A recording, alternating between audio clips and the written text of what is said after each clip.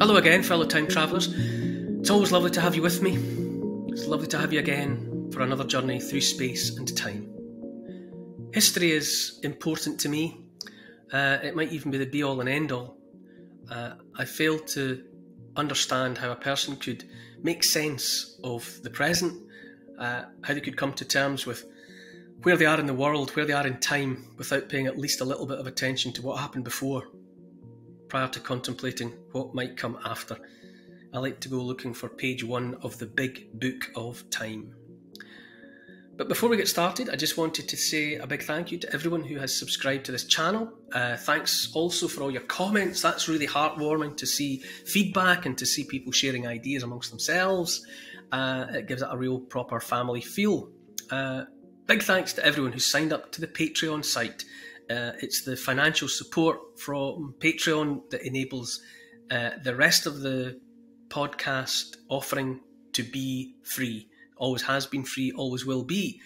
So it's the Patreon that makes all of that possible. If you're not a member of Patreon yet and you'd like to join, go to patreon.com, search for me by name, follow the instructions, part with a bit of cash, and join the family. Every week there's a vodcast, a question time, maybe competitions. Maybe best of all, you become part of an exciting community of free-thinking time travellers. Okay, it's time to strap yourselves into the time machine as we set off to a mysterious Glen in the next episode of my love letter to the British Isles. Cue the music.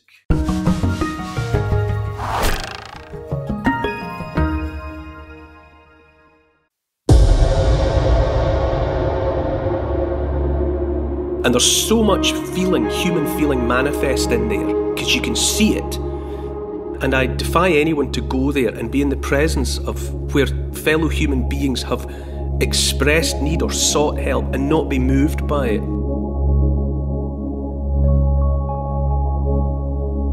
In this podcast, we're setting foot in a magical glen, an enchanted space created by nature, shimmering with crystal clear waters and cliffs coated and cloaked with rich moss and ferns.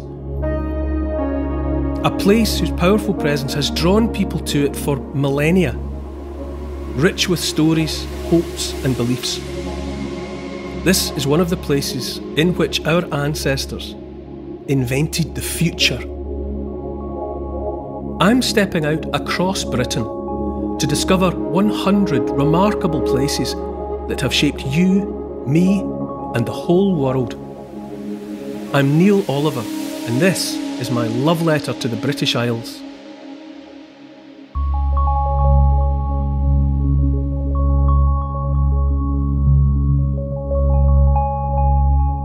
Hi Neil.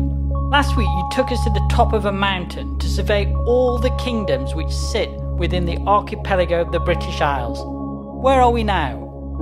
Well, this week's a bit different in that we're going somewhere that's far more hidden. Far harder to stumble upon, to one of those enchanted places that have a real aura, a presence. It's the sort of place that somehow manages to stop you in your tracks and invites you to think. Over thousands of years, it's become a deep reservoir of human hopes and dreams. It's St Nectan's Glen. The love letter today comes from St Nectan's Glen in Trethevy, which is in Cornwall. Specifically, it's between the towns of Boscastle and Tintagel. Boscastle's the place that always floods. You know, they have those terrifying floods, you know, you see cars getting swept down the street, that kind of thing. That's Boscastle. They're quite often the unfortunate victims of that natural phenomenon. And Tintagel is the castle that for many people is associated with Arthur. But while those are quite famous, St Nectan's Glen will not be. It will be known to some who've had the good fortune to be directed to it or to stumble upon it, but it's nowhere near being as on the beaten track as the other two, and that's part of what makes it special. This is one of the locations, one of the places for which I would write a love letter that really I only know about it because I was taken. You know, I simply wouldn't have found it. People living nearby will know about it, but you'd really have to be told. because it's hidden, literally. It's not the kind of place that a person would likely happen upon.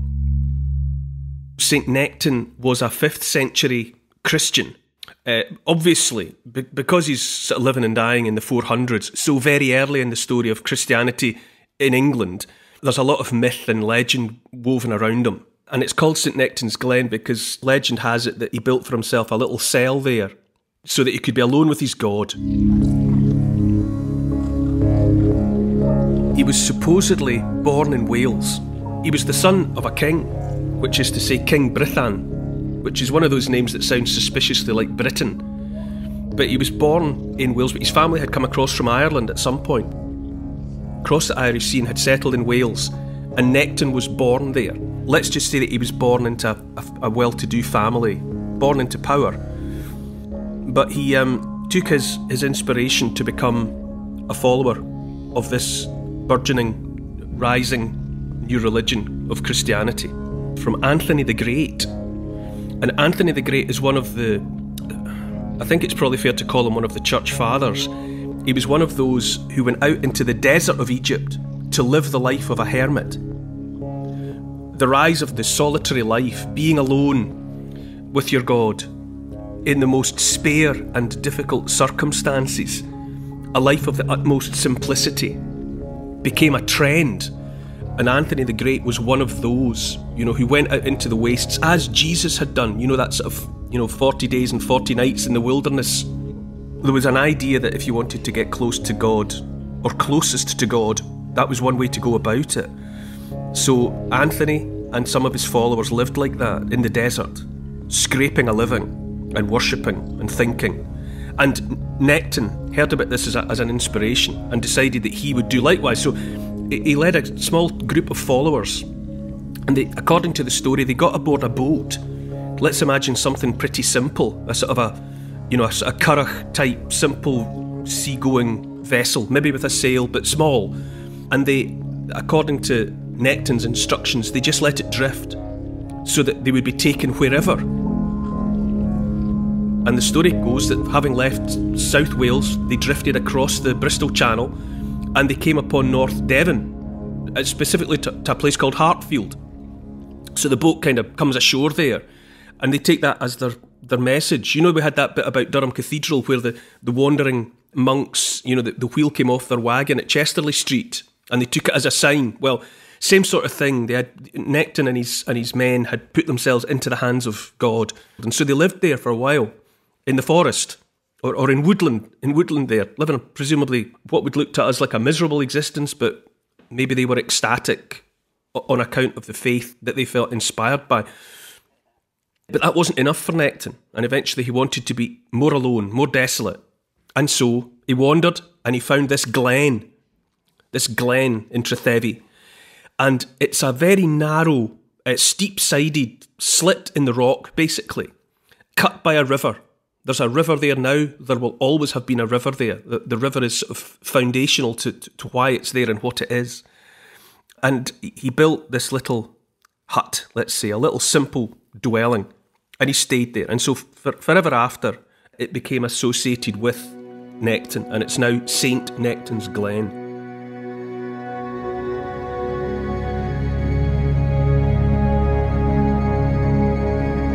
But it's one of those places, like Iona, which I would suggest was special to people and revered long before Christianity. Christianity gets in there because that was part of the technique of Christianity, to pay attention to places that were already of spiritual significance to communities and populations, and to piggyback on it. And maybe it's not quite as cold and calculated as that sounds, but there may have been some kind of interplay between what places are special to you, and maybe it was a clearing in the woods, or a glen, or whatever, and they would say, well, we bring something special, so would it be alright if our special place was in that location? It might not have been cynical. There might have been a desire to go where the spirit felt strong. So a place like St Nectan's Glen would be, in all likelihood, where he was wanting to maybe get in amongst the community, maybe spread the message. He would say, what places matter to you? Direct them to this place that had been special to them because it's a work of nature. It's just the most beautiful, magical location. It's the sort of place that you'd want to go into and climb and splash in the water and listen to the waterfall, and it's where, you know, other kids would want to imagine a fairy glen, and they would like to imagine it being inhabited by magical creatures. It's got all of that. It's steep, the rock walls are covered in moss, ferns grow. This river that comes into it comes in the form of a waterfall. So there's this tumbling silver ribbon of water, and it's associated with St Nectan's Keeve, and Keeve is a local word for a bowl or a bucket. So it's a natural formation, and the water gathers in this rock formation, and then through the millennia a hole has been worn in the side and the water comes out again. So it fills the bowl and then it flows out through the hole, and then finally it gathers in this very shallow, wide pool. A magical looking, peaceful pool of water. But you have to imagine everything's on a small scale. It's a very small space. And so the water gathers there. And we know that people have been going there since a time beyond the reach of memory. And you can see for yourself that people still go there today. Because when you go to St Nectan's Glen now, it's so affecting. For one thing, there's a tradition that people, when they visit, they build what are called fairy stacks, where people gather a handful of little flat stones, the sort of stones you'd use for skimming. So they pile them sort of largest up to smallest, little pyramid shapes, and they build them on the water's edge, just where the pond starts.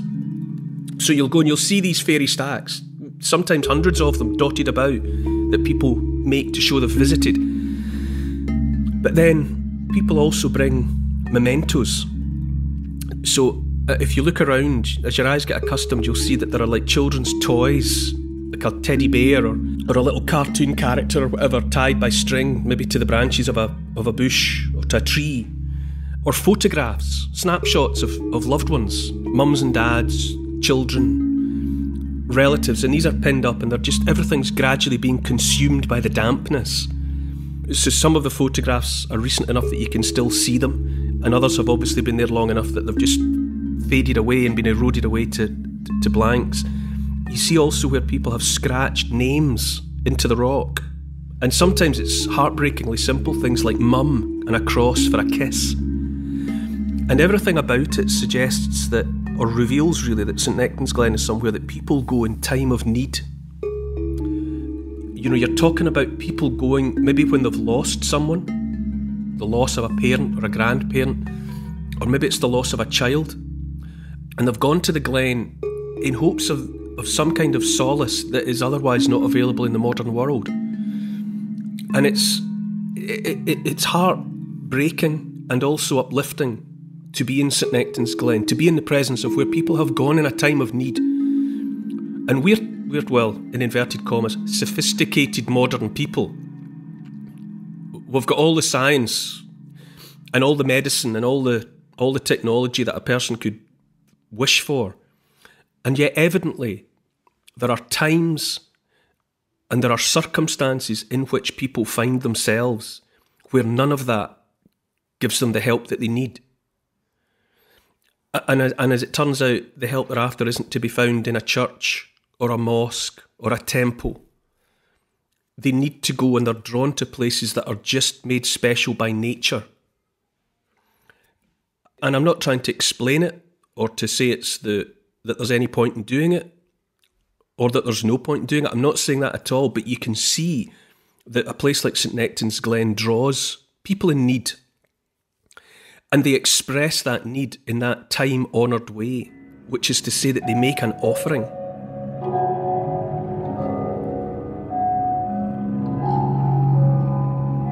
Now, we as a species, we are alone in the universe, it would appear. We're certainly alone on the planet in being preoccupied by time. At some point in the past of our species, we woke up to consciousness. We became aware in a way that's unique, in a way that isn't experienced by dogs or giraffes or fish or anything else, or not even by chimpanzees and gorillas, our nearest relatives. We are conscious in a unique way. And a collateral gift or problem that comes with consciousness is a preoccupation with the idea that there was a time before us, before we existed, each of us as individuals and as a species collectively, and that there will be a time after which we are gone, as individuals and as a species. This is a state of being, a state of mind that is unique to us as far as we can tell. And it preoccupies us. We think about it all the time. We're the only species that makes history, that keeps a record, that writes things down and says, this happened then. And we refer back to the past. And also we look to the future. Nothing else looks to the future in the way that we do. And we take the future for granted. You think, well, there'll be a tomorrow and a next year. And at a time like this, when everyone's so troubled with the virus, people are desperately looking ahead. For example, looking, hoping that the future will come sooner rather than later, and more to the point that it will be better than the present that we're living through at the moment. Now, thinking like that is perhaps the most profoundly important concept that our species has ever had. The realisation that there's a future world. Nothing else does that, but we make preparations in the form of offerings. We've talked about it in the case of Llynfawr, where people were putting metalwork in the lake, and in other contexts besides the Dover boat that was deliberately scuttled, sunk. Something of great value and great utility was given back to the world. Now, we take the future for granted, but at some point in the past, our ancestors had to come up with it as an idea. And once they realised that the future existed, so to speak, they subsequently realised that perhaps there were things that they could do to make the future kind. Maybe they could make offerings to the future so that when it arrived, it would repay them for the offerings that they had made. And that's in part why people have been doing these things, throwing swords into lakes and rivers, and offering up human sacrifice, offering up burnt offerings, giving things away, things you need now, you give away in the hope that when the future comes, it will remember that you did that and it will be kind to you. And perhaps, probably most significantly in the modern world, what we sacrifice is our own time. Parents give up their time now for the benefit of their children. You slog through the working day in the hope that you can make the future a better place for your children. It's all about that idea of working towards the future. And to go and see that instinct or that understanding of that concept of the future and how it might be shaped in our benefit is stripped back to the simplest form in a place like St Nectan's Glen.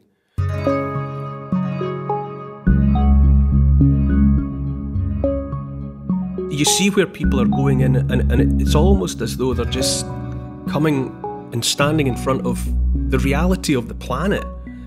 It's a cleft, an opening in the world itself, and they stand there in the presence of a river that's coming at them like time. It's coming out of the future, and it's passing them by, and it's going into the past. And in such a place, they offer. Maybe people go there when a child is ill, and they're desperate for a cure, hoping that whatever therapy they're having will work. And as well as putting their trust in modern medical science, they go to somewhere like St Nectan's Glen, and they build a little pile of stones, or they offer up a crystal or a little teddy bear, as though to say, be kind to my child. Let the future be kind to my child. And I've come here on a pilgrimage. I'm giving of myself and of my own time here, offering up something as well, some token, some memento. I just find it a profoundly moving place to go and to see and to understand that people continue to think in that way. You see in it as well the foundations of what came next. People seeking to affect the future and to ask the future to be kind. First of all, they were going to places like natural features in the landscape, to the sea, to a beach, or to a waterfall, or a clearing in the forest, somewhere that they knew that maybe animals gathered sometimes, and that seemed to have some kind of power to draw. That idea was then developed enormously, rather than just settle for places that were natural, people began to make places. So they built tombs to collect the bones of their dead, and they raised circles of stone, man-made places to go and gather. And then they started to build churches and temples and the rest of the special places.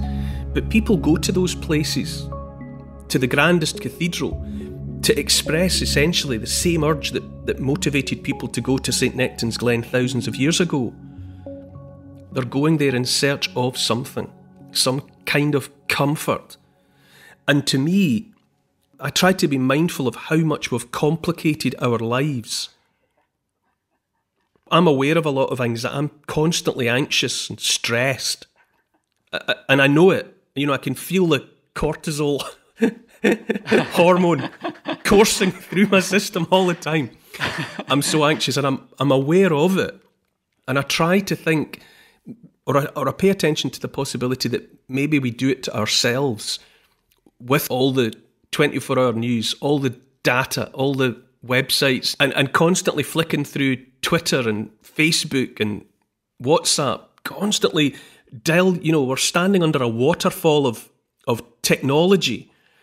And I wonder the extent to which that is making us anxious, that our anxiety is man-made, that it's a product of, we've reached out in search of information, but now we've got too much of it. And I find it extremely affecting that people still go to somewhere like St Nectan's Glen, where all of that's stripped away. I mean, we talked last week about Durham Cathedral, and I love being in cathedrals. I love being inside churches, especially when they're empty. I love it when I find some little parish church in the countryside somewhere, and you go and you try the door and it's open, and you go in and there's no one there, and you can just sit and walk about. Those places have that power to deliver that something that so many people are asking for. And when you go to somewhere like St Nectan's Glen, you're just in the presence of somewhere that presumably people went looking there for some kind of help 100,000 years ago. And they're still going there now.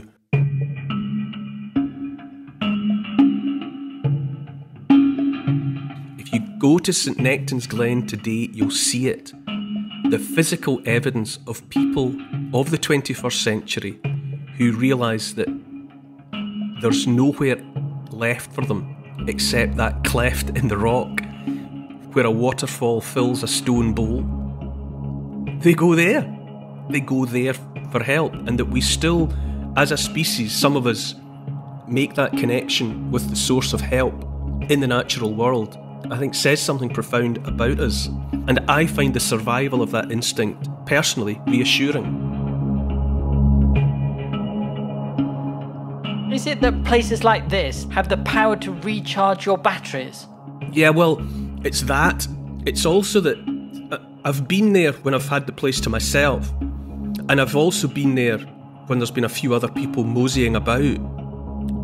And some people are obviously just there as like sightseers, really, just visiting the place. But from time to time, you know that people are there because they're doing the thing. They're there asking for something or seeking for something.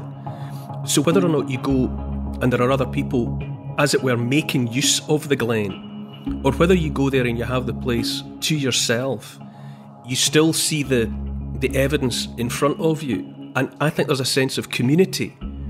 Because even if you go and the place is empty, when you look around and you see the faded photographs and you see the little tokens and trinkets, objects contain absent people. That's Julian Barnes in Metroland. Towards the end of that novel, there's a line where he says, "Objects contain absent people." And I'm haunted by that line. It's only 4 words, but it's true. So you go to St Nectan's Glen and there are these trinkets, and every single one of them represents a fellow human being in a time of need. And it's quite something to stand there surrounded by that, because those absent people who are represented there by those teddy bears and crystals and photographs and names scratched in the wall, they've left something of themselves behind.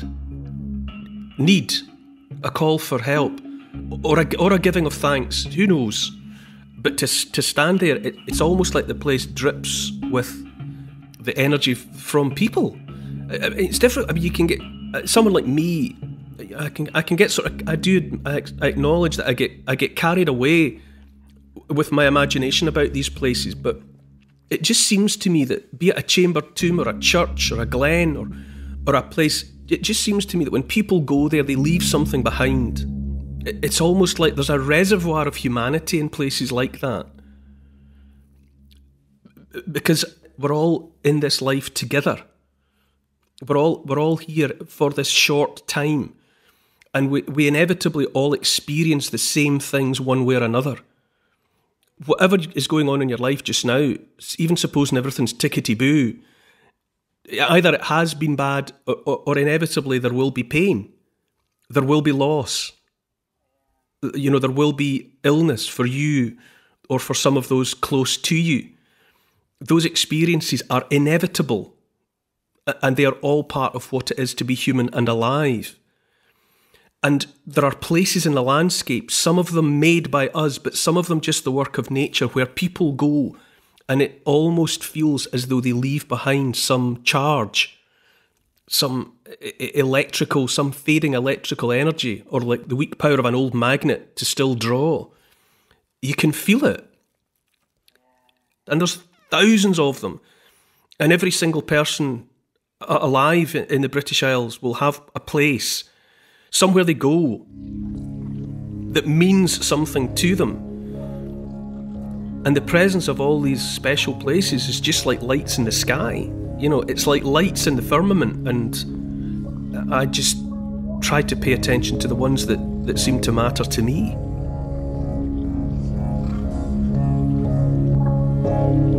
It's a wonderful idea that places like this are scattered all over the British Isles. Yeah, there's a lovely... It's not unique to the Celts, because other populations express the same.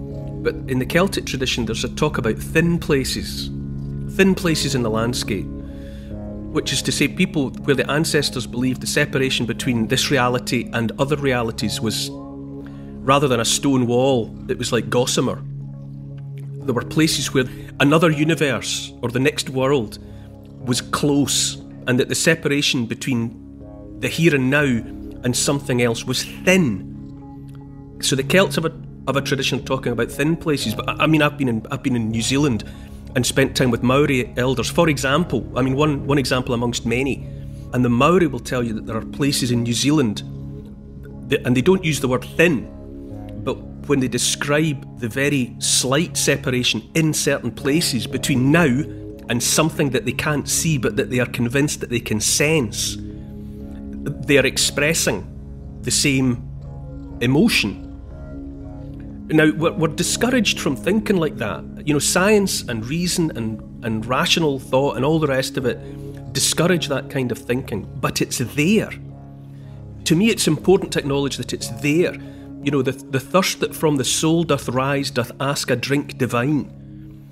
Whether we acknowledge it or not, and whether we tell each other that it's a good thing or not, for many people, there is a sense that they have of something that they can't see, but that they can feel. And for many of those people, they get in touch with that feeling in certain locations in the landscape. Now, the Celts called them thin places, but many, many people will have a place in the landscape that they can go to that makes them feel better. And it just does. And I see no point and no benefit in denying it or ridiculing it or seeking to dismiss it. And you go to somewhere like St Nectan's Glen, it's a tiny little slot in the landscape, and there's so much feeling, human feeling manifest in there, because you can see it. You know, it's not always in these places that people leave behind things that are like physical proof of the emotions that they went through while they were there. But St Nectan's Glen is definitely one of them. And I defy anyone to go there and be in the presence of where fellow human beings have expressed need or sought help and not be moved by it just at the basic human level. Because we're all the same animal, and we're the same animals that we've been for the last 200,000 years. Cognitively, physiologically, we are the same animals. We have the same emotions, the same mental capacities, and we're driven by the same basic needs and wants. And in a place like St Nectan's Glen, you see it.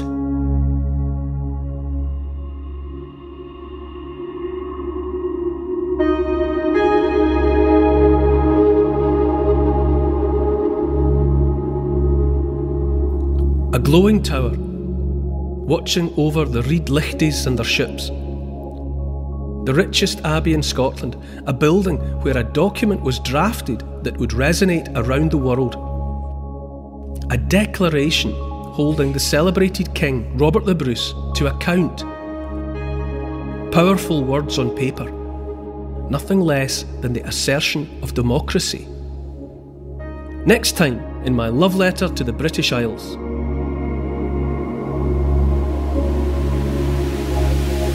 Check out Neil Oliver Love Letter, the podcast's Instagram account. And to ensure you get each new episode of the podcast as it goes live, don't forget to subscribe, write a review and share with your friends.